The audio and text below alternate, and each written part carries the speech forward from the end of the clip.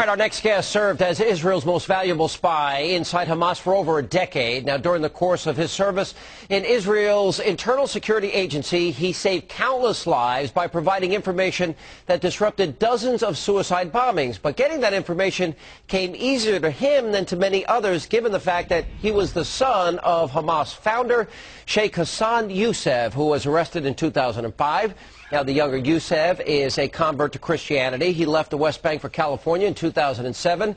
He's the author of a brand new book recounting his harrowing experiences, and it's called Son of Hamas, a gripping account of terror, betrayal, political intrigue, and unthinkable choices.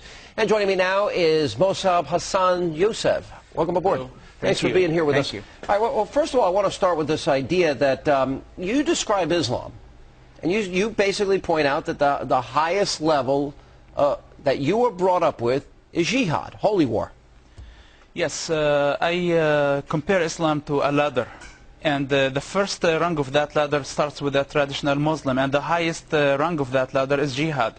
This is the highest and the most holy duty you can do for the God of the Quran. All right, and you even point out that it was Israel's very existence that bothered people that you associated with, and for your father included. They wanted the destruction of the state of Israel. Yes, the God of the Quran hates Jews anyway, if there was occupation or not.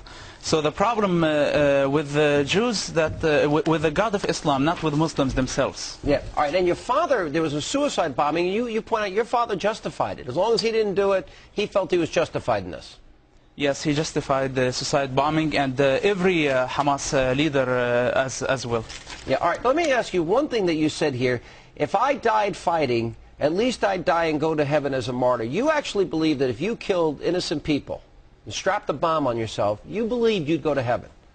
Absolutely. This is what every Muslim believes. This is a promise from the highest authority in the Muslim society, that you die for the glory of the God of the Quran, you go to heaven. And you believe you'd have 72 virgins waiting for you?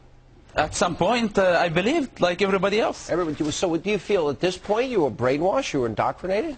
This is not about being brainwashed. This is how people grow up. Everything around you in that society tell you. School, street, every event that is happening around is telling you those facts about Islam. All right. How did you become a spy for Israel? You were in jail with your father at one point, and they approached you.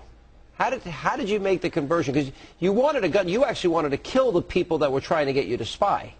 You are right.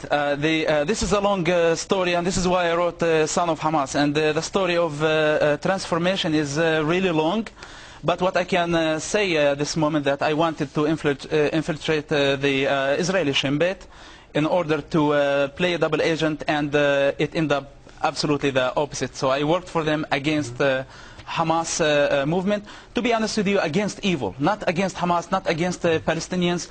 I did what was right to save a human life, Palestinians and Israelis, including my dad and other Palestinian leaders. Is your life now in jeopardy because you wrote this book? I think it's dangerous, but my life has been in danger all the time. It's not something new for me, and I am okay with it. All right, so what were some of the examples that you got intelligence and information that you passed on to the Israelis, saying, hey, there's going to be a suicide attack, there's going to be this attack? What would you tell them? What did you pass on? Okay, first of all, Hamas, I wasn't a member of Hamas. I wasn't inside Hamas, and I wasn't required to be inside the movement, because if I was inside the movement, I could carry only one operation. I was required to be outside and inside and close enough without getting involved to be able to solve many puzzles. I'm from that culture, from that religion. I understand the mentality of terrorists, and I know their names. I know I don't have to listen for what they're saying, because I could understand what they're saying, and this is how we got successful. So you grew up with this mentality that you would be a martyr, that was the highest form of Islam. The big picture, do most people that shared your faith, do they agree with you? Is this common? Because we keep hearing there's a distinction and a difference between radical Islam and mainstream Islam. This is a big mistake. Explain. Comparing between moderate Muslims and fanatics. Yeah. This is not how we compare it. I compare all Muslims to me are the same. the end of the day, they believe in the God of the Quran, and they believe that this Quran is from that God. I compare and between them. You're saying that Muslims, most Muslims think jihad is where they need to go. It's not their choice. This is what, if they believe that the Quran is word by word from God. So when let me ask this again. So when people talk about moderate Islam, you're saying it doesn't exist? It doesn't exist. But I tell you what happens, that Muslims have moralities, responsibilities, logics more than their God.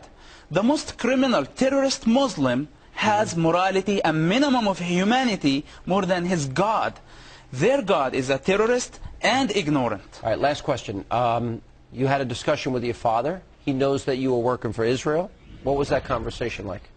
He was absolutely forgiving, but when I went public with the story, he couldn't handle the pressure from his God and from his society. His God unskinned his humanity, and now he divided between me and him. All right, Son of Hamas. Fascinating book. I couldn't put it down. Thanks for being with us. Appreciate it. Thank you very much. And time now to check